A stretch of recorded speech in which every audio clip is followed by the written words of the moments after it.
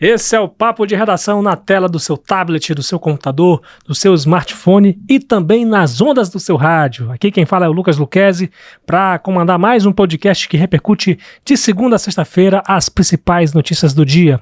Aqui no Grupo Folha de Comunicação, a partir das 6 da tarde, minha gente.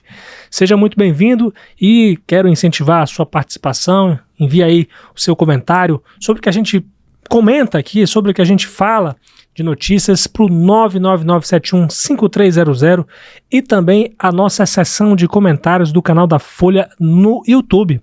O bicho tá pegando hoje. São 3 notícias aqui, mas que vão mostrar um pouco de como o bicho tá pegando na política local, né?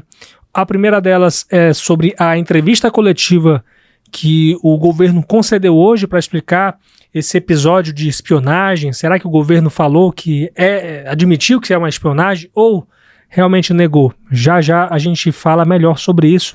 E também temos a repercussão dessa crise política, desse rompimento entre o presidente da Assembleia e o governador de Roraima, também nas falas dos deputados estaduais na Assembleia, em especial na cabeça, pelo cabeça nesse caso, do Legislativo Municipal hoje, ou Legislativo Estadual, desculpe falar, e ele falou, abriu o verbo aí para falar algumas ações do governo, né, falando aí sobre as suas insatisfações.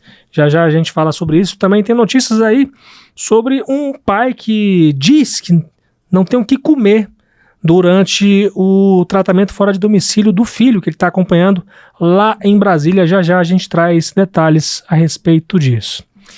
Mas vamos começar por essa treta da política local. Vinícius Gonçalves, deixa eu dar primeiramente as boas-vindas ao Vinícius. Seja muito bem-vindo, Vinícius. Pois é, Lucas. Boa tarde a você, boa tarde às pessoas que nos escutam, né, nesse podcast. Vem aqui um reforço, né, Lucas, para poder reforçar, para poder cobrir essa política de Roraima que tá pegando fogo nos últimos dias, né? Vem aqui contribuir com a minha parcela, né, de contribuição aí da matéria de hoje. Né? A gente sempre usa aquele sticker, né, aquela figurinha lá no WhatsApp. É muita desgraça para poucos jornalistas. Tipo assim, para resumir, quando tem muita notícia, mas a gente não consegue acompanhar tudo, né? E aí a gente tem que dividir realmente os fatos com os nossos colegas, né? A gente faz o possível para poder informar a população e não está sendo fácil, né? É muita coisa acontecendo. Primeira delas é sobre a defesa do governo estadual a respeito desse episódio de espionagem, né? Hoje o governo fez uma coletiva de imprensa, chamou todo mundo para explicar sobre toda essa situação e disse o seguinte: o governo disse que as atribuições da Casa Militar foram confundidas com um ato de espionagem a policiais penais e deputados estaduais. A alegação de monitoramento, como você sabe, provocou esse rompimento entre o presidente da Assembleia, Soldado Sampaio, e o governador de Roraima, Antônio Denário. Na semana passada, inclusive, nós repercutimos aqui, especialmente na coluna parabólica, a coluna de política aqui do Grupo Folha, que parlamentares estaduais estavam na posse de um relatório com fotos e vídeos que comprovariam aí, segundo eles, que o governador, o seu governo, né, estaria espionando os parlamentares, os políticos estaduais, né? E hoje, inclusive, o secretário-chefe da Casa Militar, Ilmar Soares, que é tenente-coronel, ele falou que teve acesso a esse documento, detalhou, né, o que tinha esse texto todo, e ele disse que apresentava imagens de integrantes do órgão que ele chefia, né? O órgão dele é responsável pela segurança do governador e do entorno do Palácio Senador Olímpio Campos, e esse documento apresentava imagens de agentes dele acompanhando policiais penais em manifestações da categoria na Casa Legislativa no final do mês passado. Segundo Ilmar Soares, essas imagens foram feitas publicamente e embasaram esse relatório. E aí, segundo ele, fizeram fotos dos nossos agentes no plenário da Assembleia, um espaço público onde estava tendo lá um evento. Né? Não há essa pecha de espionagem, que por sua vez tem um caráter secreto. Não trabalhamos com isso, segundo diz o coronel. O comandante-geral da Polícia Militar, coronel Miramilton Goiano, também comentou essa situação, afirmou que os policiais penais são pessoas que eles conhecem, né, com quem eles trabalham juntos, né, e que a PM e os policiais penais conversaram e que não houve intenção de impedir qualquer movimentação, e sim garantir que os direitos deles fossem ouvidos, né, eles tivessem os direitos respeitados de poder ouvir as demandas, né, junto tanto à Assembleia Legislativa quanto também ao governo estadual. O secretário estadual de Segurança Pública, André Fernandes, esclareceu que acompanhar manifestações é um procedimento padrão usado em sistemas de inteligência de qualquer governo para poder subsidiar decisões e se preparar para o pior, né? E ele falou que nunca houve determinação do governador Antônio Denário para que se monitorasse e gravasse qualquer autoridade.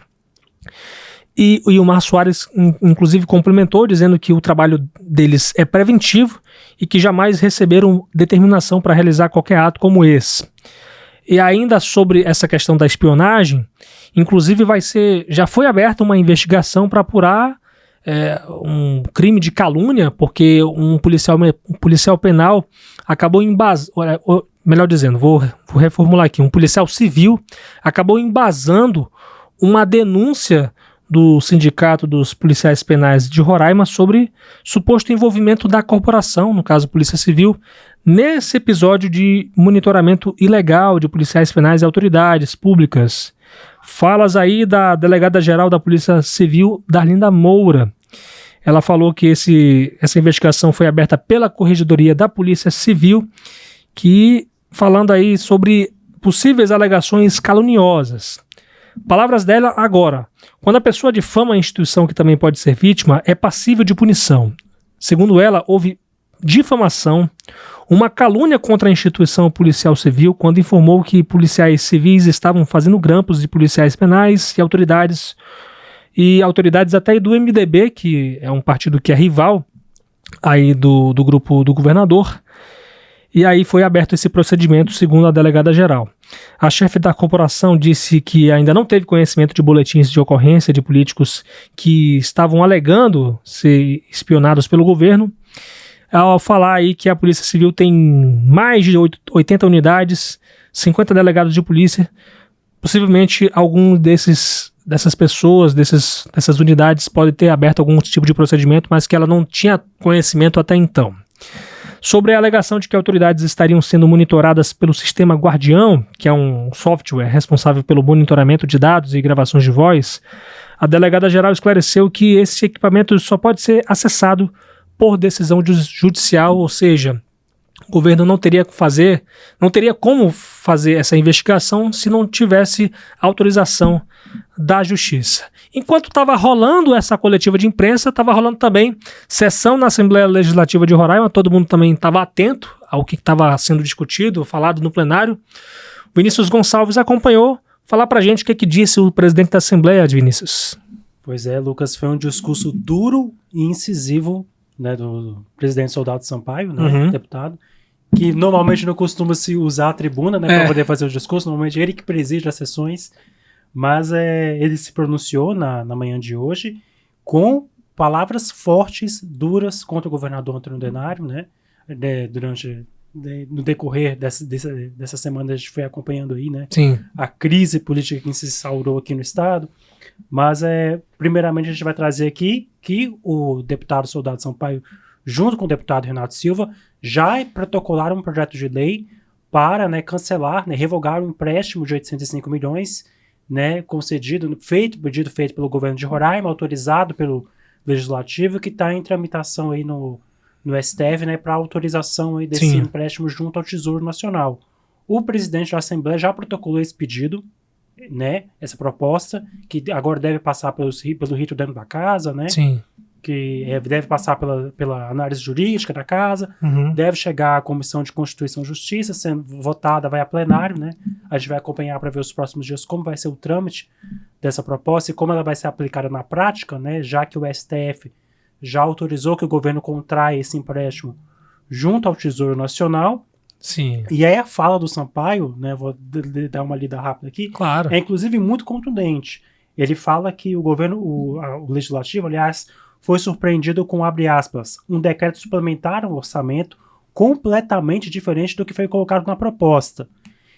O presidente da Assembleia, né, Soldado Sampaio, afirmou que o governo já tinha previsto ali 110 milhões dos 805 milhões, 110 milhões de gastos em saúde, e que nesse decreto suplementar, né, após a autorização do empréstimo feito pela Assembleia, o governo diminuiu esses gastos de 110 para 20 milhões em saúde, o que motivaria, né, uma das motivações para que a Assembleia, né, os deputados, tanto o Soldado Sampaio quanto o Renato Silva, né, propusessem essa proposta. Agora a Assembleia vai analisar. Aí na tribuna, né, em relação ao pronunciamento de hoje, o Sampaio criticou de forma dura o Denário, né, cobrando primeiramente as explicações sobre as denúncias de espionagem, né, falou inclusive um trecho da fala dele, né, dizendo que o executivo tem até quarta-feira, né, para dar uma resposta, né. Quarta-feira, no caso, amanhã. Amanhã, Quarta-feira conhecida como amanhã. E é que essa resposta não será por meio de uma coletiva de, abre aspas, né, meia dúzia de secretários dizendo nada com nada, tentando enganar a sociedade, Lucas. É uma fala dura de quem, há pouquíssimo tempo atrás, menos de uma semana, estava aliado ao governador, né? Sim. Que, neste momento, né, já vem fazendo falas duras. O presidente da casa também criticou a postura do governador desde as eleições de 2022, né, a reeleição de Denário, quanto tanto a liberação de emendas, quanto a própria relação mesmo entre o governador e os outros deputados, né, dizendo que os outros deputados já demonstravam desconfiança, né, com relação ao governador, né, sobre a liberação de recursos para emendas, né, e que o Sampaio se colocou, entre aspas, como um avalista do governo, negociando, né, e depois cobrando para que as emendas fossem executadas de fato. Sampaio ali disse ainda que começou a ter uma centralização, o Denário começou a centralizar a gestão nele, e esse diálogo com o legislativo diminuiu bastante, né, e aí tem um outro trecho, né, me chamou a atenção, o Sampaio falando neste trecho aqui, abrindo aspas, né, começou a ter uma centralização, uma autodeterminação, achando que conhece tudo e entendendo que a administração pública é como uma empresa que simplesmente se administra com a vocação do dono. Uma outra aspa também muito forte, né? Muito contundente do Sampaio, né, em relação à gestão, né, a articulação com o executivo, especificamente com o governador Antônio Denário. Um outro trecho também que ele cita com as negociações em relação à candidatura da pré-candidata a prefeita, a deputada estadual Catarina Guerra.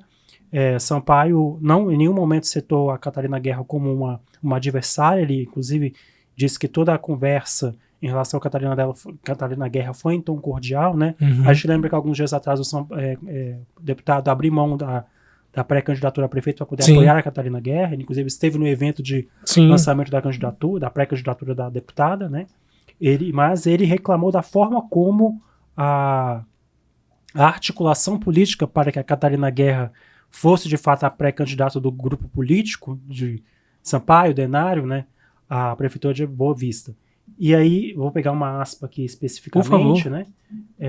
Foi muita coisa, né? Foi muita coisa que ele falou e palavras fortes, né? É verdade. Entendi que era o momento de recuar e apresentar a candidatura de Catarina e esperava pelo menos um muito obrigado, mas fui chamado como se fosse um serviçal do governador para anunciar que ela seria a candidata. Olha aí, gente. Então, palavras muito fortes, né, Lucas? Chegou ao ápice, né? Chegou ao limite, né? Chegou ao limite, né? E, de certa forma, é uma resposta do Sampaio ao que já vem acontecendo já desde o início da semana. A gente acompanhou ontem a exoneração do secretário de Educação, né? O Nonato Mesquita, que é um aliado do Sampaio, foi indicado Sampaio ao cargo, inclusive antes de ser secretário de Educação, foi o superintendente-geral da Assembleia, né? Indicado também pelo deputado do Sampaio, e essa troca aí nos bastidores, né? Essa troca não só a troca de farpas, né?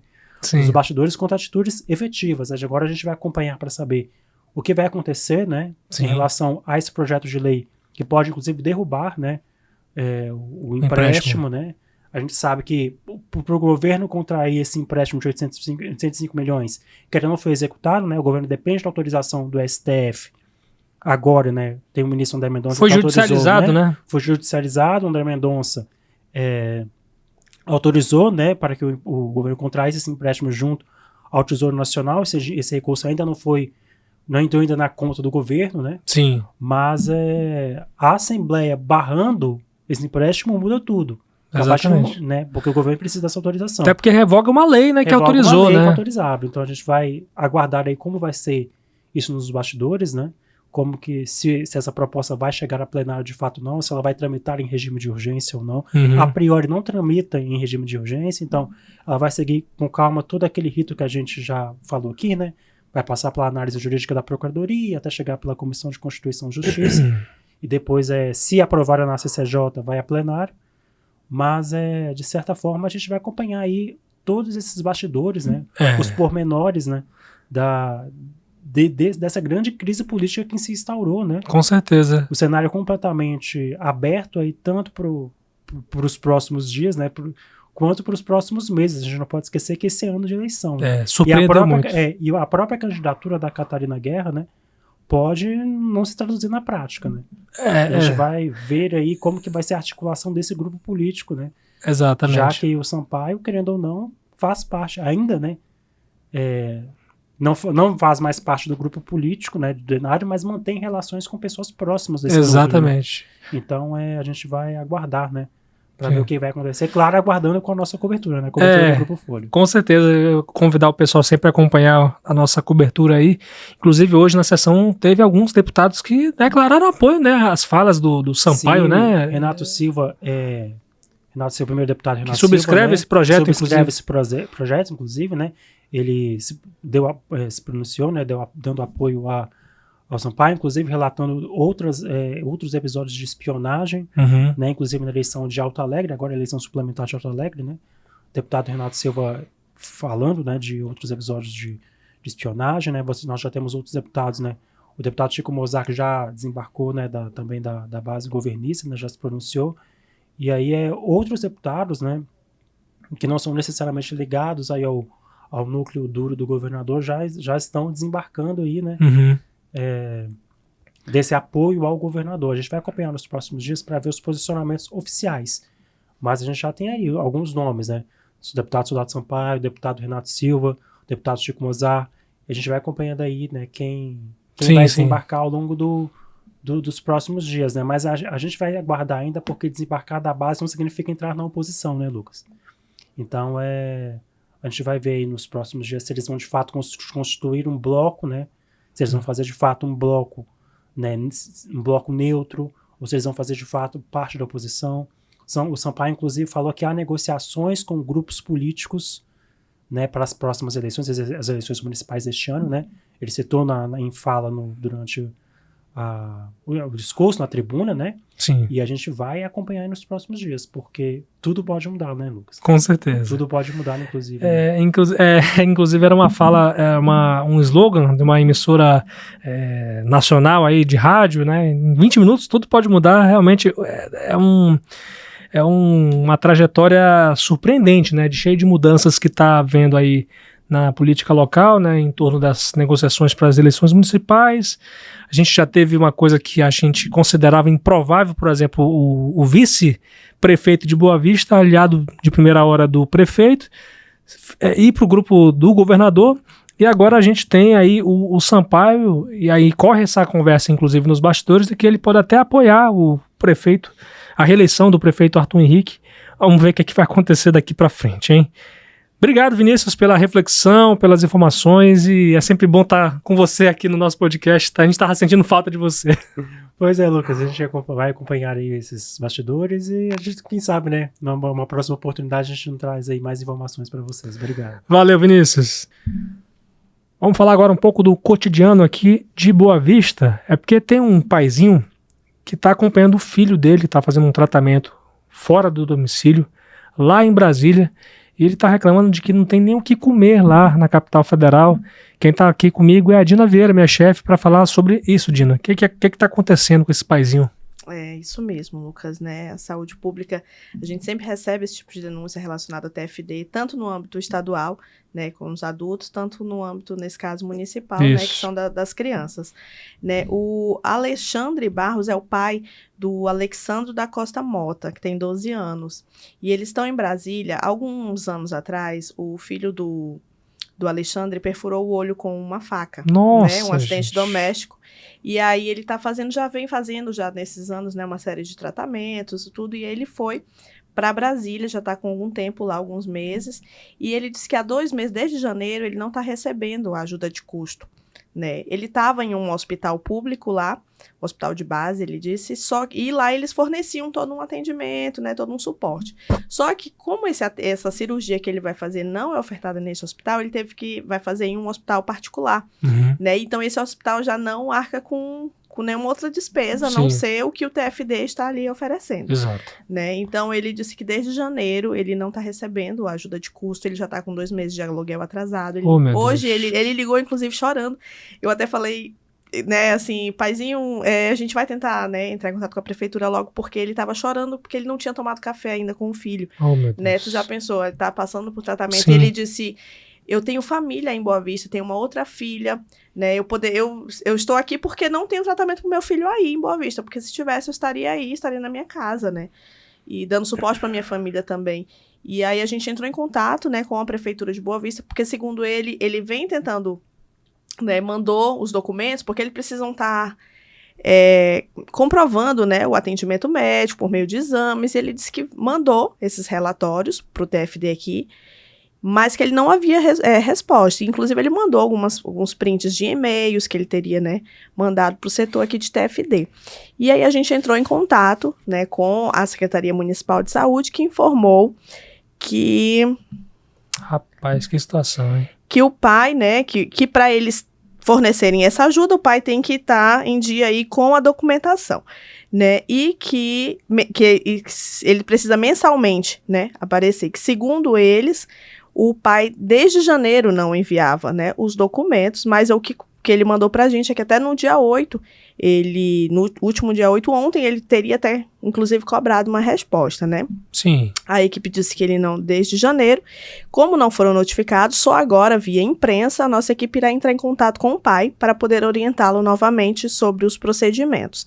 Né? Então, na matéria também, inclusive, a gente deixa um número de Pix, né, se alguém se sensibilizar aí ajudar, até porque como é uma burocracia, né, até ele receber essa ajuda do TFD, então quem puder ajudar também pode entrar lá na matéria que tem um Pix aí para você ajudar aí o pequeno Alexandre. Oh, meu Deus, gente, por favor, vamos ajudar aí.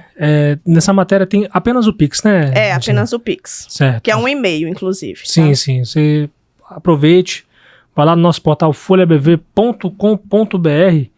Lá tem a matéria com o título assim: Pai diz que não tem o que comer durante o TFD do filho em Brasília. Acesse logo aí, folhabv.com.br, ajude esse rapaz que está cuidando do filho durante um tratamento fora de domicílio lá em Brasília. Você sabe que na capital federal os custos são altíssimos. Sim, verdade. Né, e é complicado uma situação como essa, a gente ter que lidar com a realidade não só do município, mas também do estado, do Brasil de modo geral. A saúde pública não é fácil no nosso Brasil, e esperar com que as pessoas possam ajudar, né, Dina, porque não é fácil.